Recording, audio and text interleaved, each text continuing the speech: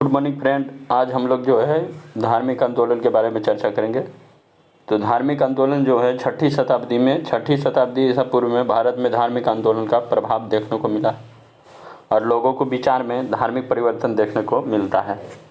क्योंकि इस समय जो छठी शताब्दी का दौर होता है उसमें धर्म का युद्ध छिड़ा रहता है।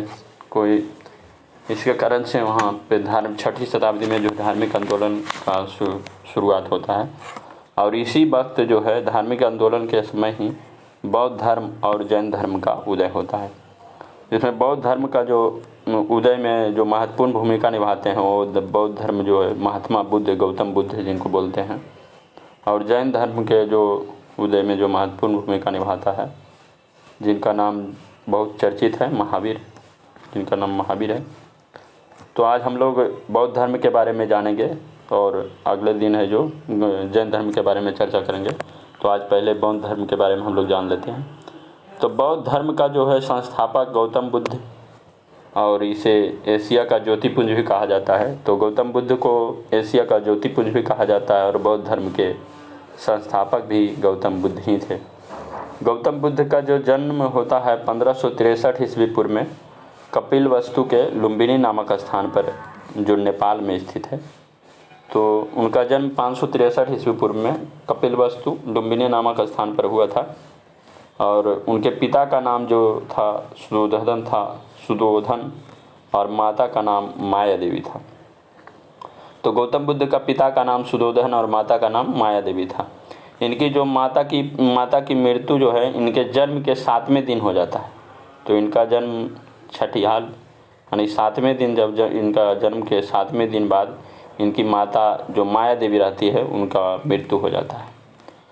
तो मृत्यु हो जाता है, इनका लालन पोषण बहुत छोटा रहता है। तो इनका लालन पोषण के लिए इनकी जो सौतेली माँ प्रजापति गौतमी जो है इनका लालन पोषण पालन करता है। और उस समय जो गौतम बुद्ध का नाम जो रहता है, बचपन का नाम जो रहता है सिद्धार्थ रहता है। तो उस समय गौतम बुद्ध का बचपन का नाम था सिद्धार्थ था और मूल नाम भी सिद्धार्थ ही है। आगे देखते हैं, बचपन से ही गौतम बुद्ध का मन आध्यात्मिक की ओर में था। इसीलिए इनका जो पिता इनके आध्यात्मिक की ओर देख के ये जो बचपन में एक समय जो है जब बगीचा तरफ टहलने जाते हैं तो ये 4 दृश्य देखते हैं, बूढ़ा व्यक्ति, मृत व्यक्ति, ये 4 दृश्य देखते हैं और इससे जो है इनका मन और ज़्यादा प्रभावित हो जाता है। क्योंकि ये पहले से ही मतलब थोड़ा आध्यात्मिक के क्षेत्र में ज़्यादा रहते हैं। इन्हीं के डर के कारण कि मुझे छोड़ ना दे, इनका पिता को डर रहता है कि कहीं छोड़ देने। इसके लिए इनका जो विवाह है 16 वर्ष के ही अवस्था में अशोधरा के साथ करवा दिया जाता है। तो इनका पत्नी का नाम जो था अशोधरा था और उनसे एक पुत्र की भी प्राप्ति होती है जिनका नाम राहुल रहता है। तो इनका पुत्र का नाम जो था राहुल था और इसने जो शादी होने के बाद भी सांसारिक समस्याओं को व्यथित होकर जो है सिद्धार्थ 29 वर्ष की अवस्था में जो है गृह त्याग देता है। और जिसे गौतम बुद्ध बौद्ध धर्म में जो है गृह त्याग जो देते हैं उसमें बौद्ध धर्म में जो इसे महाभिनिष्क्रमण कहा गया है। तो गृह त्याग को क्या कहा गया है बौद्ध धर्म में? तो महाभिनिष्क्रमण कहा गया है। और इन्होंने ज्ञान की खोज में इधर उधर भटकते रहे। उसके बाद इनका जो मुलाकात जो होता है अलार कलाम, जो गौतम बुद्ध का प्रथम गुरु रहते हैं अलार कलाम, और इसके बाद इनका दूसरा गुरु भी होते हैं रुद्र का रामपुत्र। तो रुद्र का रामपुत्र इनका सेकेंड गुरु था और इनका पहला गुरु था जो अलार कलाम रहते हैं। आगे में देखते हैं तो कठिन तपस्या के बाद 35 वर्ष की आयु में बैसाख की पूर्णिमा की रात को निरंजना नदी के किनारे जो है पीपल के वृक्ष के नीचे सिद्धार्थ को जो है ज्ञान की प्राप्ति होता है। और ज्ञान की प्राप्ति होने के बाद जो है सिद्धार्थ को बुद्ध के नाम से जाना जाता है। तो बुद्ध के नाम से जाना जाता है और जहाँ पे इनको ज्ञान की प्राप्ति होता है उस जगह को आज बोध गया के नाम से कहलाया और बोध गया के नाम से जाना जाता है। बुद्ध ने अपना प्रथम उपदेश जो देते हैं वो सारनाथ में दिए थे और जिसे बौद्ध ग्रंथ में धर्म चक्र प्रवर्तन कहा गया है। तो इनका जो गृह त्याग को महाभिनिष्क्रमण बौद्ध धर्म में बौद्ध ग्रंथ में महाभिनिष्क्रमण कहा गया है। और बौद्ध धर्म जो है प्रथम उपदेश जो दिए थे उसे बौद्ध ग्रंथ में जो है धर्मचक्र प्रवर्तन कहा गया है। और उन्होंने यह उपदेश जो दिए थे वो पाली भाषा में दिए थे। तो ये उपदेश किस भाषा में दिए थे गौतम बुद्ध? पाली भाषा में दिए थे। अब बुद्ध ने सर्वाधिक उपदेश पूछेगा तो सर्वाधिक उपदेश जो है कौशल देश की राजधानी श्रावस्ती में दिए थे। प्रथम उपदेश जो सारनाथ में दिए थे, सर्वाधिक उपदेश जो है श्रावस्ती में दिए थे। तो सर्वाधिक उपदेश कहाँ दिए थे? तो श्रावस्ती में। और महात्मा बुद्ध के प्रथम अनुयायी जो थे, प्रमुख अनुयायी जो थे, उसमें बिंबिसार, प्रसेनजीत और उदयन। तो इनके जो अनुयायी में प्रमुख शासक जो थे बिंबिसार, प्रसेनजीत और उदयन थे। बुद्ध के अनुयायी जो है चतुर्थ बौद्ध संगीति के समय दो भागों में विभाजित हो जाता है, जिसे हीनयान और महायान कहा जाता है। हीनयान और महायान कहा जाता है। तो इनका जो है चौथे जब बौद्ध संगीति होता है तो उस समय जो है गौतम बुद्ध का जो है जो बौद्ध धर्म जो है दो भागों में बढ़ जाता है, हीनयान और महायान कहा जाता है।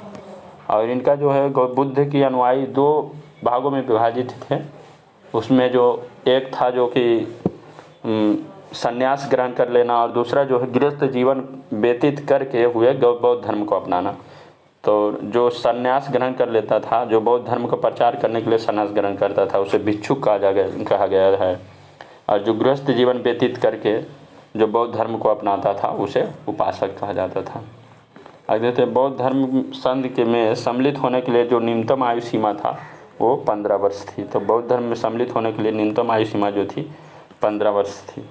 आगे हम लोग बुद्ध के जीवन से संबंधित बौद्ध धर्म के प्रतीक जो है, इनका जन्म का प्रतीक जो है कमल और साढ़ से प्रतीक है, गृह त्याग जो घोड़ा प्रतीक है, और ज्ञान की प्राप्ति जो है पीपल वृक्ष या बोधि वृक्ष प्रतीक है, और निर्वाण जो है पद्य चिन्ह प्रतीक है, और मृत्यु जो है इनका स्तूप प्रतीक चिन्ह है।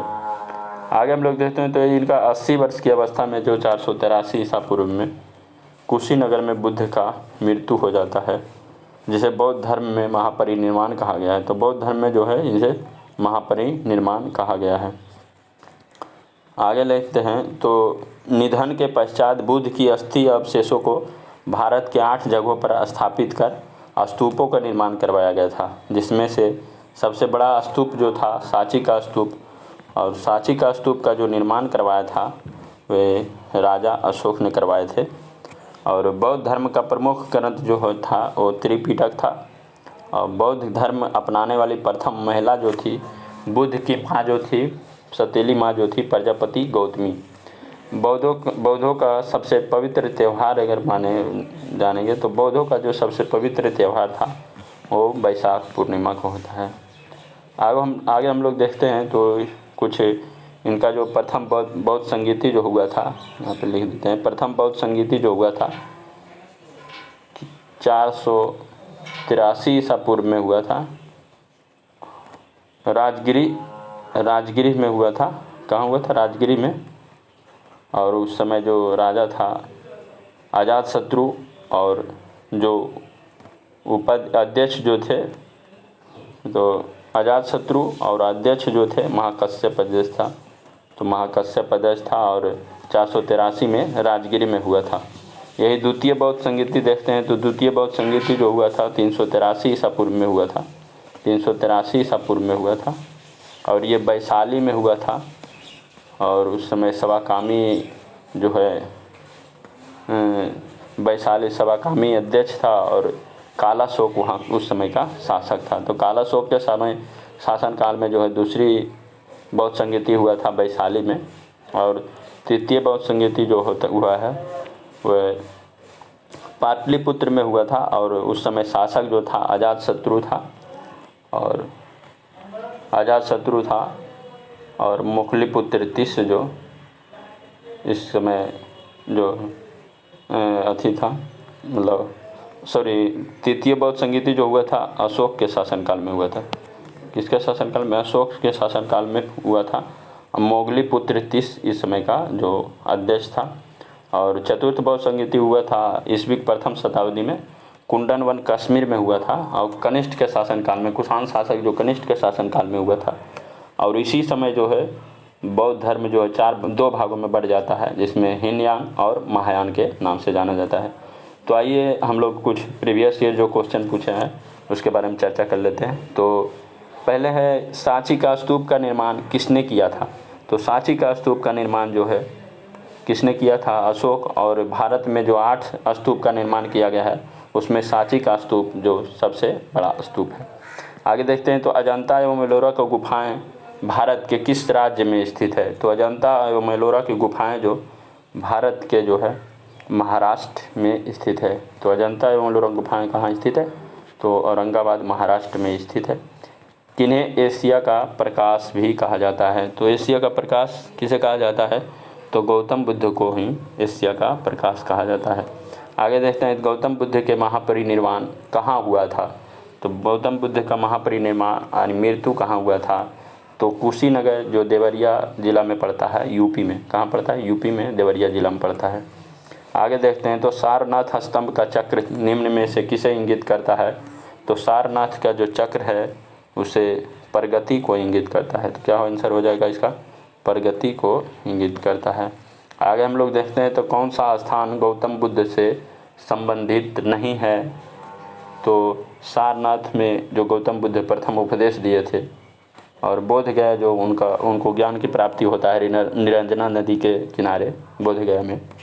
आगे देखते हैं, कुशीनगर जो उनका मृत्यु हुआ था, कुशीनगर देवरिया यूपी में। और पावापुरी जो है इनसे संबंधित नहीं है, क्योंकि पावापुरी में जो महावीर का मृत्यु हुआ था। तो पावापुरी इनसे संबंधित नहीं है, क्योंकि पावापुरी में जो महावीर का मृत्यु होता है। आगे हम लोग देखते हैं, तो भगवान बुद्ध ने अपना पहला धर्मोपदेश कहाँ दिया था? तो पहला धर्मोपदेश कहाँ दिए थे? तो सारनाथ में दिए थे।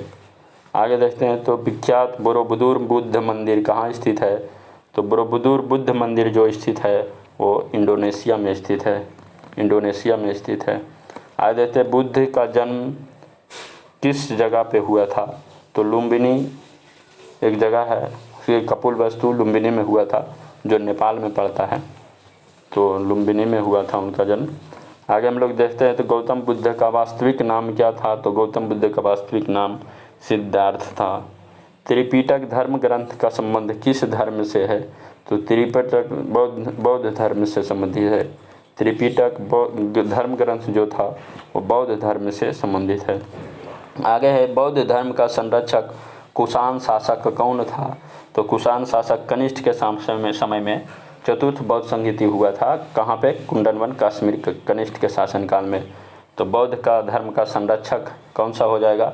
तो ऑप्शन डी जो है कनिष्ठ हो जाएगा। आगे हम लोग देखते हैं, बुद्ध की मृत्यु जहाँ हुई थी वह स्थान कहाँ स्थित है? तो वे जो है कहाँ हुआ था? कुशीनगर देवरिया। कहाँ हुआ था? कुशीनगर देवरिया में, जो यूपी में पड़ता है। कहाँ पड़ता है? यूपी में। आगे है, धर्मचक्र प्रवर्तन किया गया था। तो धर्मचक्र प्रवर्तन जो प्रथम उपदेश दिए थे उसे धर्मचक्र प्रवर्तन कहा जाता है। तो कहाँ दिए थे? तो सारनाथ। ऑप्शन सी हो जाएगा, सारनाथ। आगे हम लोग देखते हैं, तो बुद्ध की मृत्यु किस वर्ष हुई थी? तो बुद्ध की मृत्यु जो हुई थी 483 ईसा पूर्व में कुशीनगर यूपी देवरिया में हुआ था, देवरिया जिला में। आगे हम लोग देखते हैं, तो बुद्ध धर्म और संघ, बौद्ध धर्म और संघ मिलकर क्या कहा जाता है? तो बुद्ध धर्म और संघ को त्रिरत्न के नाम से भी जाना जाता है। तो आज इतना ही रहने देते हैं। Thank you watching this video.